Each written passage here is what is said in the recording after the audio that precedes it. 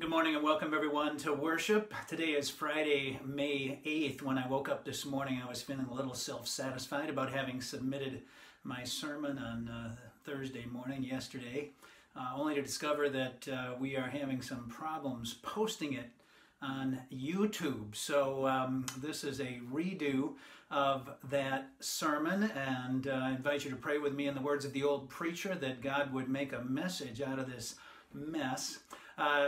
As we worship God together, pause for a moment and give thanks for Christopher Kent. He works behind the scenes to do our video communications posting each week, and Christopher Kent normally works in the office. He's been doing all this from home, as so many are working from home these days. Christopher has 3 kids, 3 and under, and his wife is working full-time. Many of you know exactly what kind of stresses and strains are going on, so please appreciate Christopher. And also he gets help from Kelly McDonald, who does a lot of our video stuff, and Kelly's doing her work at night after the kids are in bed, and God bless them both. I'd hoped to begin this sermon with a video clip from Star Wars: The Force Awakens, and that's what won't play seamlessly into this sermon. For those of you who are Star Wars buffs, and particularly techie, you can click into that video clip number 1, The Force Awakens, that's posted below this sermon.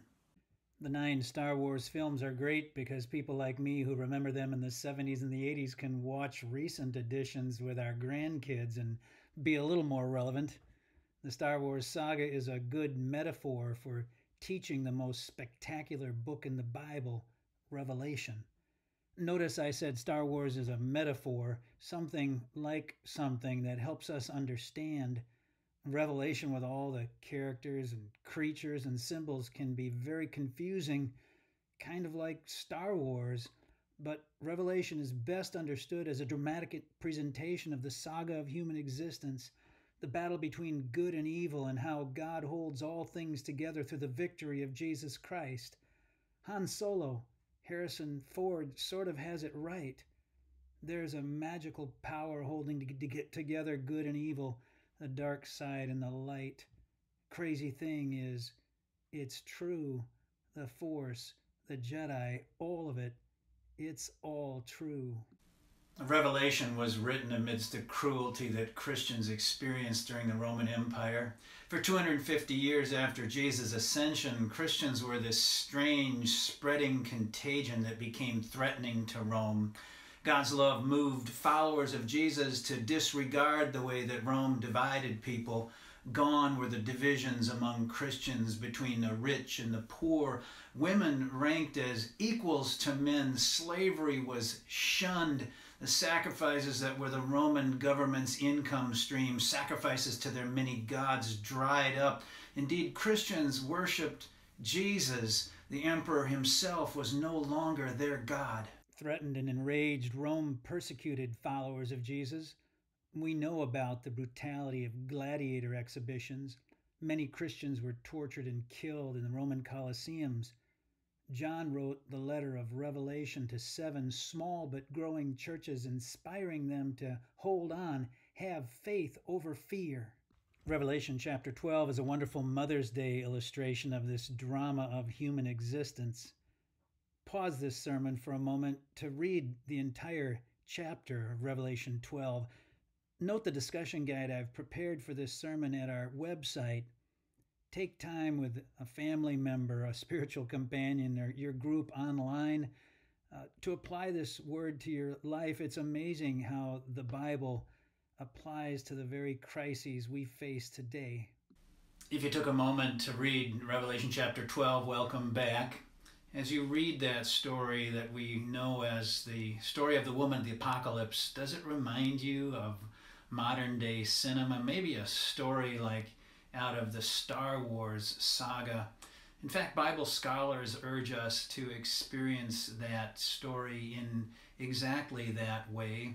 Instead of getting bogged down in the wild creatures and characters and symbols of Revelation, to understand that John was writing an inspiring ancient drama to encourage the 7 churches that we're introduced to in chapter 1 and chapter 2 to inspire them to hold fast to faith over fear, over the very real threats that were all around them, to remind them that God holds everything together through Jesus Christ and wins the victory. Take a look at the film poster for Star Wars, The Force Awakens, and another piece of art depicting Revelation 12 alongside. The similarities are uncanny, aren't they? Were the creators of this episode of Star Wars inspired by Revelation 12? I don't know. In Revelation 12, a woman gives birth to a child who's threatened by a dragon that tries to devour the infant as soon as it's born. There's a fierce battle as the tail of this cosmic evil dragon sweeps the stars of heaven. The dragon attacks and the woman is given wings to escape. Frustrated, the dragon initiates war on the remnant of her seed. What does all this mean? Sometimes the creatures in the drama of Revelation seem strange beyond comprehension. I'll dive in deeper to look at the symbols and the characters and the misunderstandings of Revelation next Sunday. For now, notice that out of our understanding of the rest of the Bible, Revelation 12 seems pretty clear. The woman of the apocalypse is the Virgin Mary, or perhaps the church itself, the bride of Christ, birthing, nurturing, defending the infant Christ. The dragon is the evil of Rome, or whatever form evil takes today that threatens to devour our faith with fear. The ending of chapter 12 is clear. Evil continues to attack the seed, the followers of Jesus, among whom faith has been planted. But followers of Christ, hold fast. God overcomes the power of evil. Like the book of Revelation, throughout the saga of Star Wars episodes, we encounter some pretty colorful characters. What's been your favorite? I've always been kind of fond of Yoda. And who can forget Jabba the Hutt? In The Force Awakens, there are characters that seem especially suited for celebrating Mother's Day. In the clip I'm about to share, a young woman named Rey encounters Maz. Maz tells Rey about the light that wields the power of the Force, that which holds the Jedi's power over evil. Well, again, I'm not able to play that video clip seamlessly in this sermon. For those who are particularly techie, you can pause this message and notice that below the sermon there is video clip number 2, Maz and Rey. You can watch that. What you'll find in that video clip, what I especially love about that is the wisdom that that strange character Maz embodies for the young woman, Rey. She says to Rey, "You are waiting for someone who's not coming back." Isn't life like that? We can literally be waiting for someone, for something that's not coming back. We can be living in this current time of great stress, imagining that somehow things are going to go back to what they once were. But God never promises us to make things the way they were. God only promises to be the light for us. And God only calls us to be bearers of that light, to be that light. I'm thinking about moms today, my mom in particular, who 3 years ago today had a surgery that she didn't ultimately recover from. Thinking of my wife Ann's mom, Joan. This is our first Mother's Day without her. I'm thinking about the leadership of women and so thankful. Ladies, women who are listening to this message, and young girls, let me offer you this guidance. Don't take it from a guy. Don't take it from a movie. Take it from the Bible, from what God has revealed to us in the book of Revelation, the calling, the commissioning that has come through the ages to have faith over fear, to become bearers of the light of Christ. We need you to bear that light.